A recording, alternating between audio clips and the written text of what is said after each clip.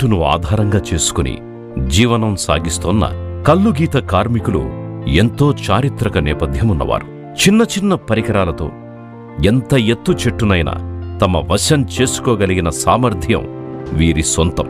అయితే వర్షాకాలంలో మోకు తడిసి జారడంతో ప్రమాదాలు తరచుగా జరుగుతుంటాయి. అందుకే గౌడన్నల జీవితానికి కాటమయ్య రక్షగా ఉండాలని భావించాం.